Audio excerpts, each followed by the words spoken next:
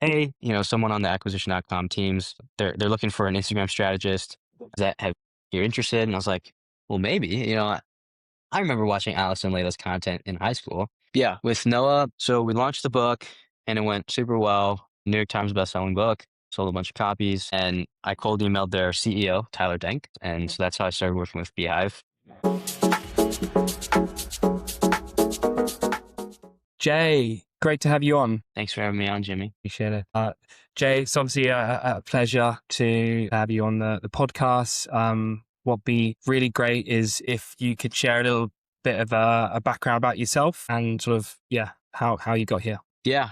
Right now I'm working on my second book. And before this, I wrote You Can Just Do Things, hence the hat. And it was a book about taking permissionless action and doing the work up front to get what you want, which I know is a very big, bold promise. But yeah, I've been obsessed with the idea of how do you increase the likelihood that you get the output that you want. That's been my life, is studying that and implementing that into my own life. So yeah, super cool, right? I'd love to hear more and obviously keen to get into the book that you wrote as well. Obviously, for people who know you, you've also done some of that yourself in your career. Could you tell the audience a little bit about how you got here? Yeah. I started my journey when I was 15. I was playing video games in my room for probably like 5 hours a day. And this was during COVID. And so I didn't have much else to do. And I remember one day just kind of looking in the mirror and just not really being proud of what I was doing. And now I was 15. So obviously weird thoughts to be having, but I was like, I should be doing something better with my life. And so I Googled how to make money online. And one of the first search options was to start a YouTube channel. And so I started a YouTube channel promoting underground artist songs on YouTube to help them get exposure on their music. I posted a song every single day for the entire summer. Channel didn't end up going where I wanted it to go, but it taught me a ton of like incredibly useful ideas. Things like how do you reach out to artists? How do you how do you upload a video on YouTube? How do you create the thumbnail? How do you write a description? How do you be consistent? Like a lot of these foundational skills that I still kind of use to this day. And so I ended up stopping the channel and trying other things. And this is where I call it like my portfolio of failures. And so I started several Instagram theme pages. I tried a newsletter.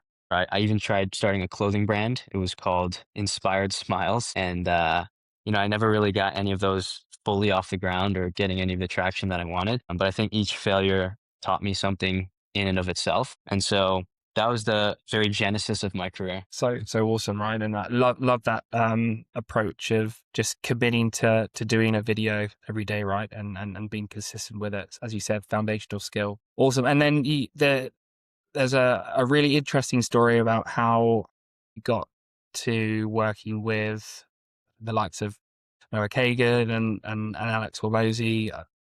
Obviously, you speak to it in the book around not asking for permission. So yeah, how did those come about? Yeah, so after I started a bunch of all these little projects and stuff, I realized that I was working really, really hard, but I wasn't getting the outcome that I wanted. And so I was like, well, then I guess I don't know how to work. And so I remember having a conversation with my mom, and she was like, well, Jay, why don't you try working for your favorite company? Maybe you'll learn a thing or two. And I remember feeling like my ego was slightly bruised. Like, what do you mean, mom? I know what I'm talking about. But I ended up realizing, like most times, my mom was right. And so I picked my favorite company, which at the time was Beehive, still is. And I cold emailed their CEO, Tyler Denk, and I said, hey, like, I'd love to work with you. I'd love to intern with you over the summer.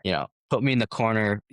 I just want to work for you. I'll do it for free. And I sent him 3 project ideas that I could help with over the summer. Luckily, he liked one of the ideas. And so that's how I started working with Beehive. And so over that next summer, I created Beehive 101, which is a free course, how to help our Beehive users better understand, unlock, and maximize the platform. And I learned a ton at Beehive. I learned the power of what it takes to operate at a fast growing startup. And so like one of the biggest observations was that most companies work in like monthly or quarterly sprints, but Beehive, we worked in 2-week sprints. And so like the Asana board, all of the tasks and deadlines were for 2 weeks. And I think just simply compressing, like increasing the amount of deadlines and decreasing the time just allowed us to move faster. And then I later realized that that was called Parkinson's law, and working spans to fill the time allotted to it. And so I learned a lot of foundational lessons there that helped me with the rest of my career. Like another lesson was when I was launching the course, I Tyler helped me like learn how to market that and help like distribute it. And one of the things was Tyler was really good at understanding what our users actually wanted and what they wanted like to hear. So there were so many like micro lessons from Beehive that I still use to this day. And so that was the next step in my journey. And I left Beehive after the summer. You know, they asked me to return, and I wanted to, but I was a sophomore in high school, and so I was like, "Well, I kind of want to play basketball." I was trying to get on the varsity basketball team, and so I was like, "I want to, I'm gonna go back to school and try and, uh, you know, be a kid per se." And so uh, over the school year, did a few more other little things. Tried to get on the varsity basketball team. Ended up on JV, and that was that part of the journey. After that, I was scrolling Twitter and I saw that Noah Kagan was looking for someone to help grow his newsletter. So he was writing a book, and he said, uh, I want to grow the newsletter. I know it's going to be important for the launch of the book. And so I saw that, and I was like, well, I just came from a newsletter company. I'm probably pretty qualified. And so I dropped everything and I spent the next 50 hours putting together a pitch deck. It was 19 slides, Google Slides, and I just deconstructed his entire social media and email funnel. So I said, like, here's what you're doing on Twitter. Here's what someone else is doing on Twitter. Here's what you could be doing better on Twitter. If I were working with you, here's what I would do. You're doing really well on YouTube, your Instagram, you're not posting that much. If you just do these little things, then that'll work. Like here, I'll show you. And then I put together 9 pieces of content where I took his YouTube videos, I turned those into Instagram posts, and I sent it to him. And I sent all of that to him for free. I said, no, I'd love to work with you. Like if you like it, test out the content. Like if it works, let's work together. If not, no harm, no foul. Luckily, he liked the pitch, he liked the content, and that kickstarted off our journey together. So awesome, man. So many lessons within that. As you said, you just took it upon yourself to actually do the work, and yeah, send it across. Amazing that you sort of secured those two roles. Love to touch a little bit more before going to your experience there with Noah. You mentioned working with Tyler, and you learned a lot about growing a newsletter and launching the course and growing that. Love to hear a little bit more about what did you learn in that process, and how did you go about getting it in front of people? Yeah, the course was an interesting thing because it was both like on the customer success side of how do you like actually set up your newsletter on the platform, like what buttons do you click, like what steps you take. But then on the other side was also like, well, once you have the newsletter set up, how do you position it so that, readers want to subscribe and so that people want to read it. And I think one of the biggest things was thinking deeply about the positioning of your newsletter. And so if you name your newsletter Jay's newsletter, and it's like, okay, well, why would I subscribe? But if it's like, the spark, every Sunday you're going to get one inspirational idea, then now it has more of a premise. It has more of a reason for readers to subscribe. Because honestly, like, I don't know about you, but I have a ton of newsletters in my email inbox. And so I don't want to just subscribe to another newsletter. I want to subscribe for a reason, for an outcome. And so I think that was a big thing, was thinking a little bit more deeply about how to position and set up the premise of your newsletter. Awesome. Yeah, that's a great shout, right? Like sharing the promise, sharing the outcome that they're going to get to cut through the noise. Awesome. And again, just that whole process of being proactive and putting together those slides for Noah and actually doing the work without asking to do it. Yeah, I mean, it sounds like you sort of did that a couple of times, and both times it worked. Yeah, what can you share in terms of the audience and how you would recommend doing that in other use cases? To hear about your view on that. Yeah, I think I like to call it the pitch deck strategy. I think fundamentally, if we had to boil it down to like, why do I think it works? I think the number one question that we need to ask ourselves is, how can we make it easy for the other person to say yes? And I think this applies whether you're trying to land an internship, get a job, work with your favorite entrepreneur, or even just land a client if you're an entrepreneur. My North Star question is always, how can I make this a no-brainer for the other person? And so a lot of times, specifically for trying to get a job or trying to work with your favorite entrepreneur, a lot of times people will DM their favorite entrepreneur and go, hey, like, I love your work. Like, how can I work for you? Or I'll work for you for free. But what they don't realize is that puts the burden on the other person to figure out, number one, who you are, number two, whether you can even help them, and number three, if you're a weirdo or not. So there's a lot of those out there. And so uh, rather than asking or telling that you'll work for them, I like to say, how can I show that I, number one, want the job, and number two, can do the job? And that's why I love the pitch deck strategy, because specifically for a pitch deck, like, few people are willing to put in that much work in architecting a strategy. And so it shows that you really, really want this opportunity. But more importantly, a pitch deck, a well crafted one, leaves no room for messy, unclear thinking, because it's both writing and design paired in one. So it's both like structured well and it's also visual. And so it shows that not only do you want the opportunity, but you can actually do the opportunity. So you have to think like, if I was already working with this person, what would my strategy be? And I think this does two things. It shows that you can do the strategy, but it also sets up the foundation of when you do work with them.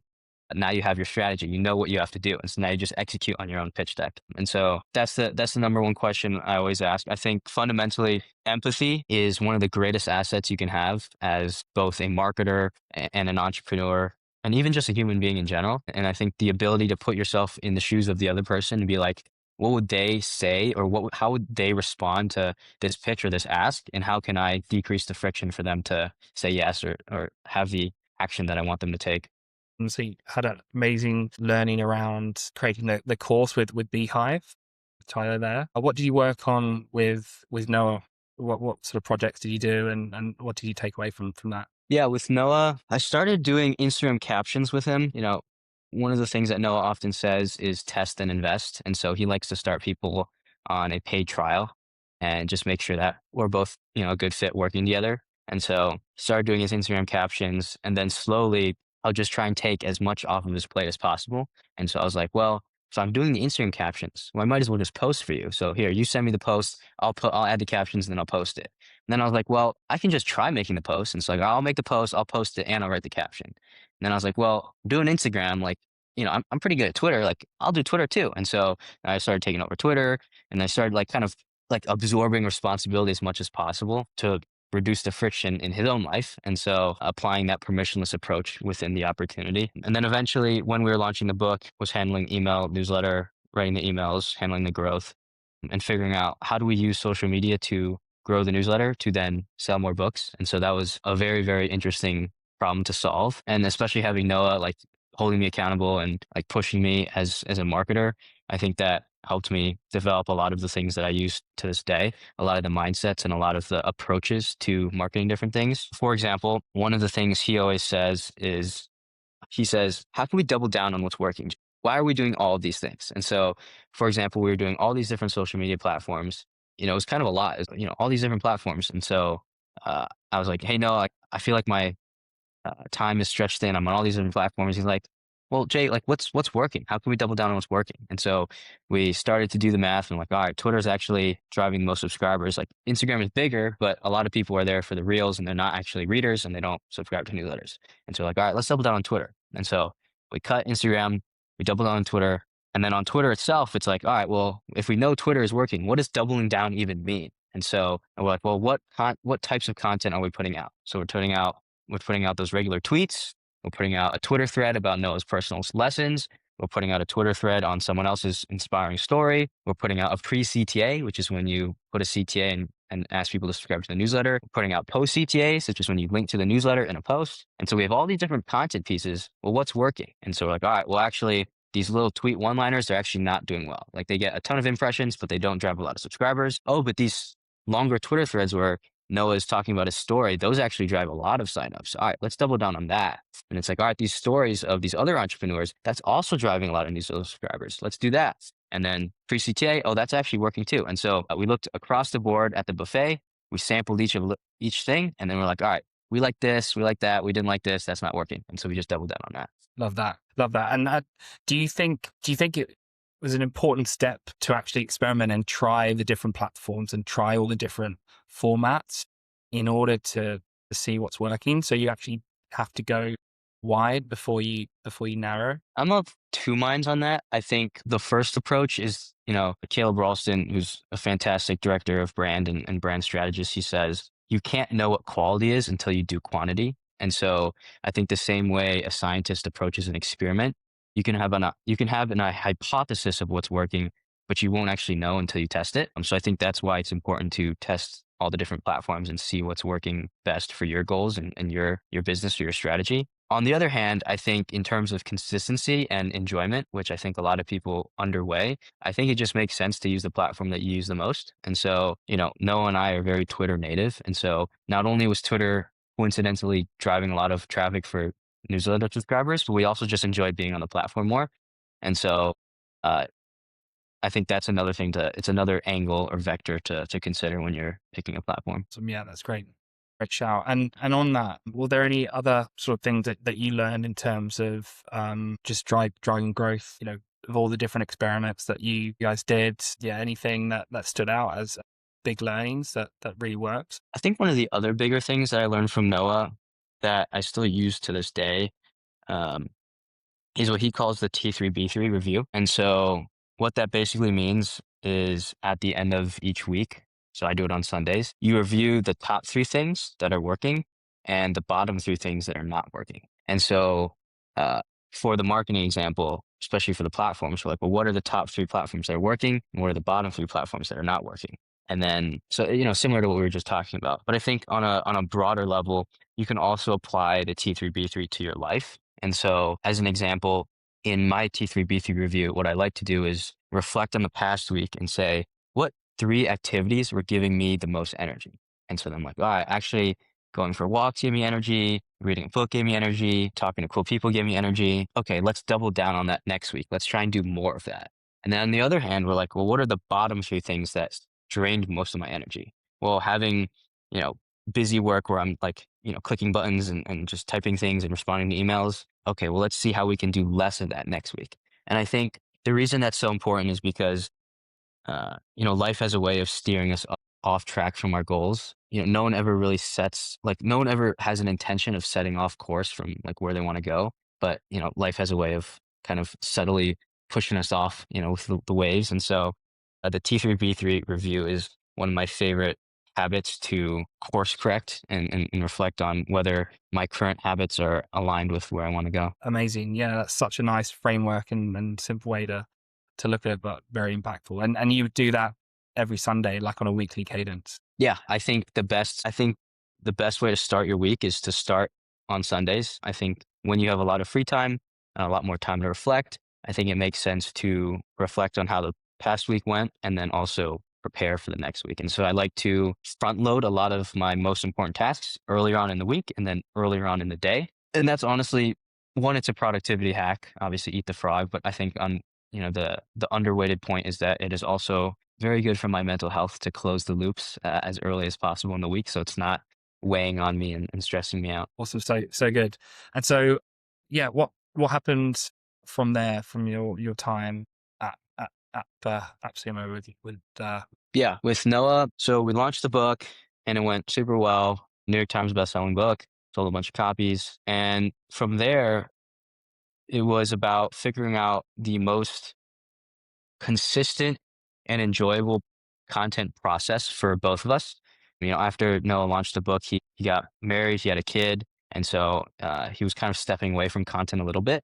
And so one of my main goals was figuring out how can we put out the highest quality amount of content, the most amount of content within that frame, while also reducing the amount of time it took for Noah to actually be involved in the content process. I think one of the biggest things I admire about Noah is he always said, reverse engineer your way from your dream life. And I think the key word there is dream life. I think so often entrepreneurs use their life to serve their business and don't think enough about how their business can serve their life. And so I think seeing Noah transition from being like super in the weeds, super like, let's push the timelines, urgency, urgency, urgency, to seeing him step into a different season of his life as a father, as a husband, and seeing how he could not reduce the standards, but find a new sense of consistency for him and his and so watching that evolution happen and being a part of that transition process was important for me, especially as I kind of figure out what I want to do with my life, not just my business or my career. But one of the things we decided on was this content multiplication system. So basically what we would do is every week or so, Noah would record a podcast on his thoughts, whatever was top of mind for him, whether that was lessons from the past week or intentions for the next week or just things that were happening in his daily life. And then my job was to take that podcast audio, transcribe that, turn that into an email newsletter, like a pillar blog piece, like an article, and then take that article and turn that into a Twitter thread, turn that into several tweets, turn that into a LinkedIn post, turn that into Instagram posts. And so from that one single podcast, like see how many different ways we could multiply that content, obviously with quality and within the context of each platform. But that was a super interesting thing to work around, which is not how do we build the biggest team, how do we put out the most content in the world, but how do we find a way that is both enjoyable for both of us and more importantly sustainable. And so that was a big thing. Very cool. Very cool. It sounds like something Gary Vee said a while back around, yeah, recording one sort of long form and then cut it up as much as you can across platforms. Just out of interest, what sort of tool stack? Firstly, how long was that recording, and then what was the tool stack that you used to cut it up and maximize across those different channels? The podcast was usually like say 15 to 30 minutes long. He would probably just record it in Riverside or something. I don't know the exact tool. And then he would send that to the podcast producer, and then the podcast producer would upload that to podcasts. And then I would just transcribe the podcast. I use some janky podcast downloader tool just to get the raw text. And then I would read the text, clean that up, turn that into a newsletter. We would use SendFox, which was Noah's email newsletter platform, send that out. And then I would take the newsletter and make it more concise, make it more punctual, make it formatted for Twitter. And then we'd upload that to Twitter. And then I would take the Twitter thread and I say, well, what one lines, like what snappy sentences did well? All right, let's turn those into tweets. And then I would take those tweets and be like, all right, which ones do you think would be broad enough that they could apply to an Instagram audience? So I'd take that, I'd use Canva, design it up, and then I'd post it on Instagram. And so not a ton of fancy tools. I think this was 2 or 3 years ago. And so AI wasn't necessarily a huge thing yet. And so now if I had to redo it again, I'd probably use Claude or some other AI tool to kind of create a workflow. And so that I'd have to do less manual downloading and transcribing and rewriting and stuff like that. But I think it was very beneficial for me to go through the entire process without AI because I think the tedious and boring parts was actually the things that were shaping me to be a better thinker and a better marketer. Because yes, you could use AI to summarize and to make, change the formats, but I think me thinking through what's the best way to take what Noah is saying and make that more concise or format that for this platform. Like it was me wrestling with his ideas. And I think one of the things I've always tried to do is work with people I admire. I work with people that I admire their thinking and the way they live their lives. Because fundamentally, as a ghostwriter and as a writer, when you are writing for other people, you are also thinking their thoughts. And so I try to only work with people whose thoughts I would want to have in my head and in my life. Because inevitably, even if you try not to let it happen, their ideas and their thoughts seep into your subconscious and you start to kind of act like them in some sense. And so, that process has been super helpful for me working with Noah on that. Very cool. Yeah, they say you're a sum of people around you, right? So you've had some great thinkers around you, which is great. And so after Noah, was that when you transitioned? Yeah, just to tell us a little more about what was the next step from there. Yeah, so I worked with Noah from when I was a junior in high school up until I think it was right before I started my freshman year of college. And so for more context, I worked with Beehive, I worked with several other startups. I was doing my own like business ventures in high school. And so I deeply considered whether going to college was the right path for me. I was like, well, if I know that I want to be an entrepreneur or I want to be an author, and I know this is kind of the general space that I want to be in, more of a non-traditional path, would taking the traditional education route really benefit me if I wanted a non-traditional career? And so I was wrestling a lot with that. I was like, do I work with Noah full time and just not go to college? Do I work with this other startup that I was working with full time? They offered me a really great salary and equity. And I was like, oh, that's really cool. Equity in a startup. Or do I, continue to do my own business ventures? Do I do half and half? And so there was a lot of sleepless nights trying to figure out what path was right. What I ended up deciding was that I'd rather try it and realize that college is not for me than never go at all. And I think you can't knock it till you try it. And so I ended up going to college for 1 year before dropping out. And over that year of college, I started a ghostwriting agency more officially. And so my days basically look like in the morning, and I'm not proud of this, but I would skip classes and I'd work on my business. And then in the afternoons, I'd take the time off and hang with friends. I'd play pickup basketball. We'd play poker. We'd have dinner or whatever. And so that was really beneficial for me in terms of like having both like working relentlessly, but then also relaxing on the second half of the day. But that was a great period for me because it allowed me to see both sides of the world. On one hand, I'm hopping on a call and talking with Noah, super a serial entrepreneur, like amazing marketer. And then on the other hand, I'm just, hanging with 19, 20-year-old people and having more day-to-day conversation. And so it was cool to see the dichotomy between the two. That's awesome, and as you said, it's great to have sort of gone and tried it. And by the way, having achieved all of this and still so young, super impressive. So decided to drop out. What did you decide to do next then? What route? Because it sounded like you had lots of different options available to you. Yeah, so I ended up deciding that I would work with Noah during college and start the ghostwriting agency. And then Noah was like, "Hey, I actually want to stop doing content. Like, I actually want to focus all my energy on being a dad and being a husband." He had started after the book launch. He had started to gain a ton of, I mean, more than he already had, notoriety and some popularity. And quite honestly, he was kind of scared for his family. He's like, "I don't want to be recognized. I don't want to have to worry about any threats. I don't want to have to hire like a personal security guard." When you have kids, it obviously changes your view on some things. And so he's like, "Hey, I just want to pause content for now." Obviously I was a little bit disappointed, but I think the bigger point was I gained so much more respect for Noah because I think it's so easy for someone in his position. You just had a New York Times bestselling book. You're growing a lot on social media.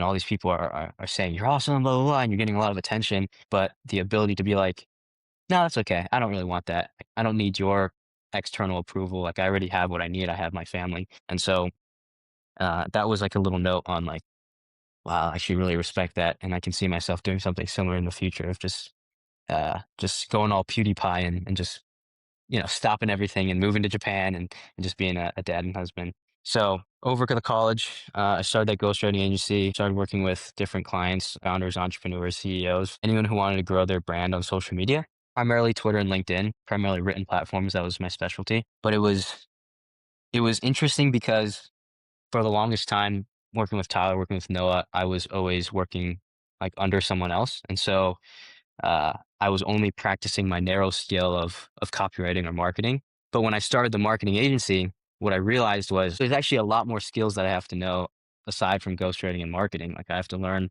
how to take a sales call. Like, how do you properly onboard a client? How do you manage expectations? Like how do you increase retention and decrease churn? All of these questions and problems that I didn't really ever think about before I started the agency. And so over the next year, it was just a lot of trial and error and a lot of fumbling around in the dark and trying to ask Noah, "Hey, like, I have all this money in my like business bank account. What do I do with it? Does it just sit there? How do you reinvest it? What does that even mean?" And so there was a lot of questions that had to be answered during that season. Awesome. Good problem to have, I guess. Very cool. And yeah, love to learn about the talent acquisition.com and how that came about. And if you share a little bit about what you worked on there and what you took away. Yeah, so during my time in college, I was working on the agency. I was hanging out with my friends, playing pickup basketball. It was dream life, dream setup. Honestly, it was good. I was making more money than my professors. I was able to work not a ton of hours and also hang out, have fun, be a kid. And then I got a text from one of my buddies who also used to work with Noah Kagan. He was like, "Hey, someone on the acquisition.com teams, they're looking for an Instagram strategist. Is that have you're interested?" And I was like, "Well, maybe." I remember watching Alice and Layla's content in high school. And actually, funny story, I used to listen to Alex's podcast when I was a sophomore in high school. So I would have one of my AirPods in my left ear and, teachers teaching whiteboard, whatever. And I would turn my head like this, the side, so she couldn't see my AirPod. And so I'd be listening to his podcast while like nodding my head to whatever it was like math class. And so I was like, well, I have a pretty great setup here. I'm running my business. Yeah, I'm making a lot of money. I'm being a kid. I get to hang out with my friends. Do I really want this? And so I was like, well, just like college, you can't knock it till you try it. So I was like, well, put me in touch. Like, let's do a test trial. Let's see if it's a good fit for both of us. From January of last year till May, I was working remotely with them on a trial, just on doing some YouTube scripting stuff, putting together research briefs, putting together YouTube scripts, and at the same time running my agency and in college doing finals, all of that kind of stuff. And so it was definitely a lot, but it was cool to to see the insides and the inner workings of a high performing media and content team. Like you think that, it's impressive for these solo creators to create content, and you're like, well, imagine how much content and the quality of the content you could put out if you had 30 people whose full-time job was to focus on content.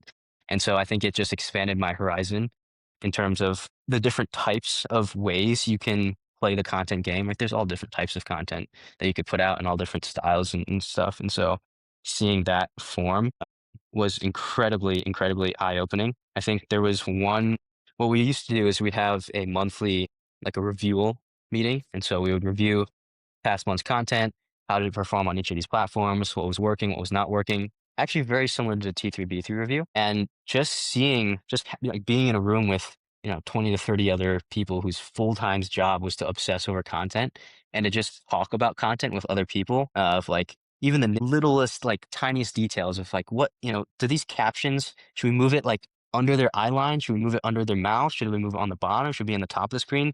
Like getting super like detailed and nitty-gritty into the minutia. It was refreshing because, for the longest time, even in high school and throughout college, I didn't have a ton of people to talk about content and business and stuff in this world that both of you and I are in. And so I was like, this is something that I probably want to do more of. I want to be around these types of people. Obviously, I like my friends. I like being in college. I'm having fun.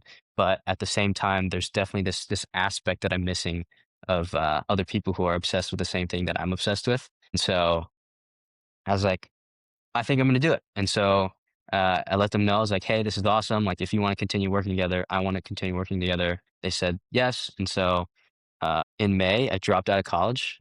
I was at the University of Illinois. So I dropped out, left my friends, left my family, and moved halfway across the country to Las Vegas and started in May and learned a lot. I think over the past, I guess almost a year now, uh, was, one of the things that Layla said to me in the interview was, you will work harder than you've ever worked, but you will also learn more than you've ever learned. And I found that to be completely true. I worked probably 14 to 16-hour days for most of my time there. And yet I think I've learned more in just that past year than I would have in probably 4 years of college plus an MBA. It was a crash course in everything business, from marketing to sales to operations to psychology to client success to fulfillment to how to run a meeting and all these like little things, how to talk to a client. There was just uh, so much I learned there. I think the biggest change between acquisition and some of the other things was that it was in person. And so a lot of like I see a lot of stuff on Twitter now. It's like, would you take a it was like 140K a year job, but it's remote, or a 240K a year job, but it's in person. And everyone was picking like the 140K a year remote job. And I don't think there's anything wrong with that. I think like for different seasons of your life, it makes sense. But I think especially if you're early on in your career, it makes sense to try and go where the action's happening. And that's something I talk about in my book. You can just do things is like, how can you get close to the things that are going on? How can you increase your proximity to people who are doing the things that you want to do? And there's a story in the book that I talk about of Taylor Swift. She knew that she wanted to be a country singer. I forgot where she was living, but it was, not a place that was great for country singing. And she was 14 at the time. And so she looked up to all these artists and these country musicians, and she was like, well, what's the common denominator? Well, they were all in Nashville. So she's like, Mom, I need to go to Nashville because that's where things are happening. And so, she had a bunch of conversations with her parents. She finally convinced them, and they've all moved to Nashville. And she would go up and down these streets and just like anyone who would talk to her, she'd hand out her CD, she'd play in front of them, she'd go to these local pubs and bars, she'd go to a barber shop, she'd sing in a parking lot, and she was just trying to expose her serendipity, increase her surface area for luck. And I think within the next year, one of these local record dealers, like these producers, found her, and she landed her first deal, and she was 14, 15. And I think like that just goes to show the power of increasing your proximity to the things that are happening. So yeah, if anyone's, even if it's like, even if you can't move somewhere physically, I think trying to find these digital communities, these different pockets of people where things are happening. And so like, for example, being on Twitter for one, I think if you are an online entrepreneur and you're not on Twitter, you're severely missing out. Uh, the reason I say Twitter is such an important place is because some of the best entrepreneurs of our time right now who are operating live in the trenches, in the arena, are on Twitter. So, like, for example, when Elon Musk wants to go to the bathroom and take a bathroom break and he sits on the toilet, he doesn't open Instagram. He opens Twitter and he's tweeting and live, and you can see his thoughts. Not saying all of his thoughts are amazing and they're great for entrepreneurs, but that thesis of like, what do people do in their free time? Where are they hanging out? And how can you surround yourself with those types of people, has been one of my North Star questions. Is who's living the life that I want to live? Not just life, but also business and how they approach things, and how can I get as close to them as possible? Was there anything else that sort of stood out to you that you've taken forward in what you're working on now? I think honestly, the biggest thing that I took away was just increasing the standards for the things you work on. I think one of the tragedies and beauties of life is that you can only do a select few things very, very well. And what that means is that you have to focus. Obviously, you can't do everything well at the same time.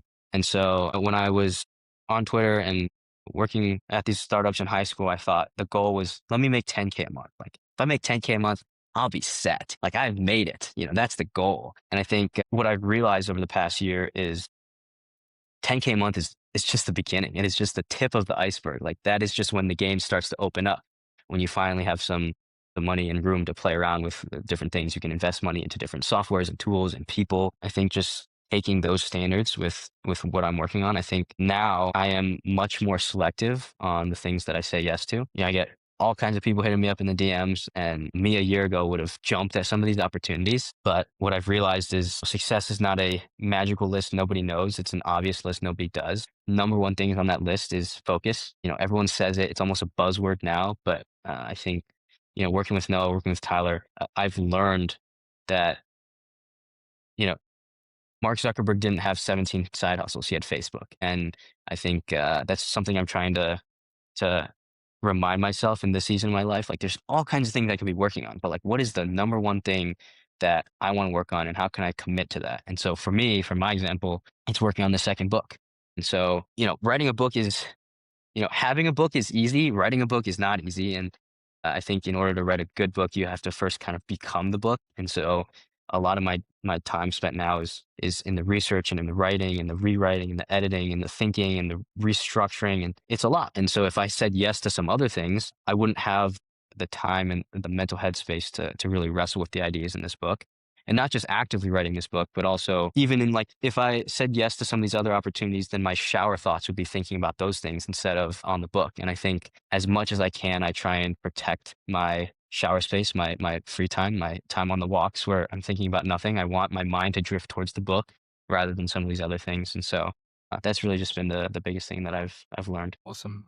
Yeah, it's a definite skill, and well, I always think about it as well in terms of how to focus more. Yeah, so that's brilliant. With the book, I'm conscious of time, but I'm really keen to just touch on your book.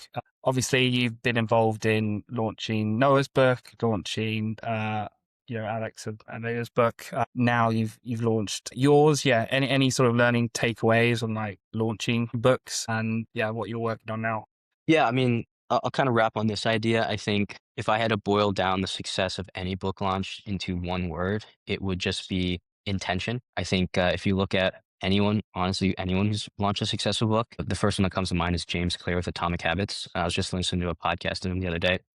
He's like, I spent 18 months preparing just for the marketing of the book, going on podcasts, doing the tour, and doing all these other things.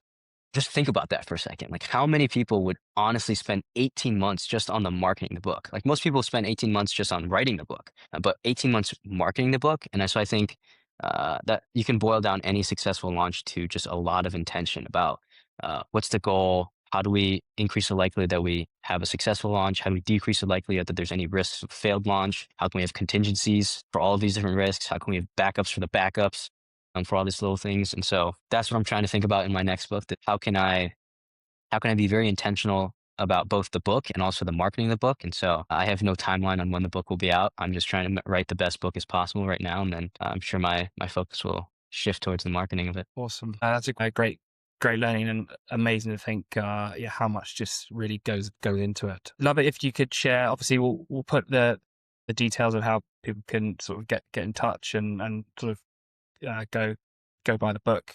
But yeah, if you can just share with the audience best way to find you, to get in touch, to get the book. Yeah, the book's on Amazon, so wherever Amazon delivers the book, you can find it. Awesome, Jay. Thank you so much. As you said, you don't accept many things, so I really appreciate you did come back to me on the DM and hopped on. Super insights from all your experiences today, and I look forward to following along for the second book as well. Yeah, thanks for having me on, Jimmy. Thanks, Jay.